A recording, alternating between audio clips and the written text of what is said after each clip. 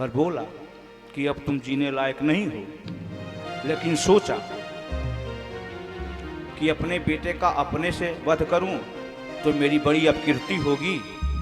तो प्रहलाद जी को मारने के लिए जितने उपाय हो सकते थे वो सभी उपाय किए, एक भी उपाय बाकी नहीं छोड़ा। अपने पास आज भगवान कृष्ण का जन्म कराना है, इसलिए मैं सभी को प्रणाम करके आगे बढ़ता हूँ। अंत में जब किसी उपाय से वो नहीं मरे, उसकी बहन भी जल गई, ढूंढी राक्षसी, वो भी जब जल गई, तब एक दिन अपने बेटे को अपनी सभा में बुलाया, हाथ में तलवार लिया, बोला तुम्हारा ईश्वर जिसके बल पर तुम मुझसे विरोध कर रहे हो कहाँ रहता है? जहां देख रहे थे वहीं वो दिखाई दे रहे थे। लिया हाथ में दैत्य ने जब कि खंजर, कहाँ पुत्र से है कहाँ तेरा ईश्वर।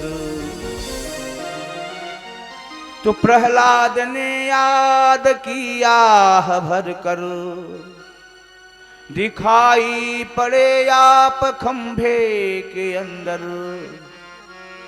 अब देख रहे हैं कि मेरे प्रभु खंभे में दिखाई दे रहे हैं।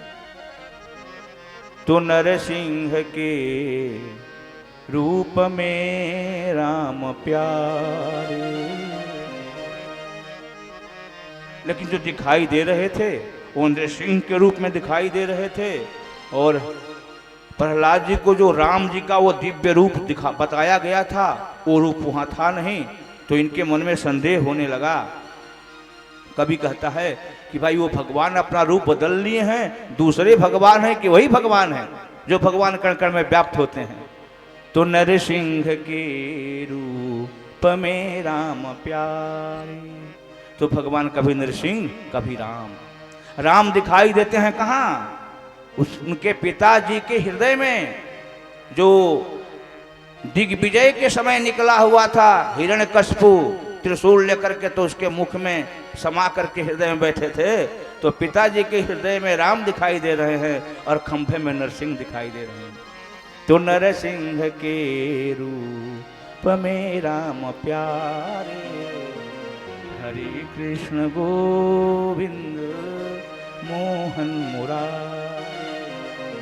बोला जब सब जगह हैं तो खंभे में है। स्तंभे चैव मिति ब्रुवन्तमसुरम तत्राभिरासित धरी। जब ही बोला सब जगह है तो खंभे में ही है, बोले हाँ स्तंभ में भी दिखाई दे रहे हैं। और तुरंत हाथ में से तलवार निकाला, तर तर धड़ धड़ की भयंकर आवाज होने लगी। इसी बीच में जब ही तलवार चलाया वो खंभा फटा।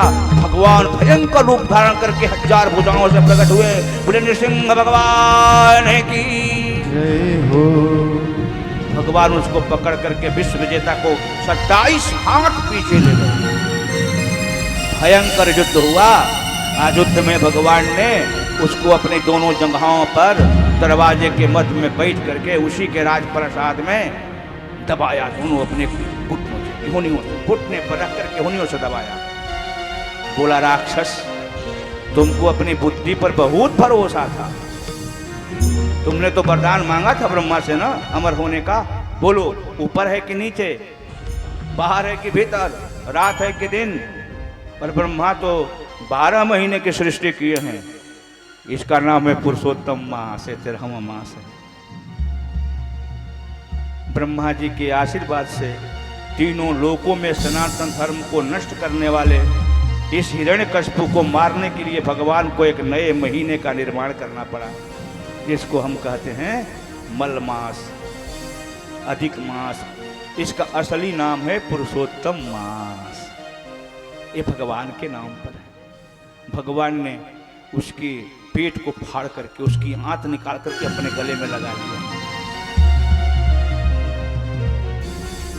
पूछा गया भगवान से प्रभु ये क्या कर रहे हैं? बोले बहुत दिनों तक इसी में रहा हूं ना, इसके भय से, इससे बड़ा प्रेम हो गया है, थोड़ी देर तक और लगाए लेता हूं। तीनों लोकों के देवता भगवान के सामने आए।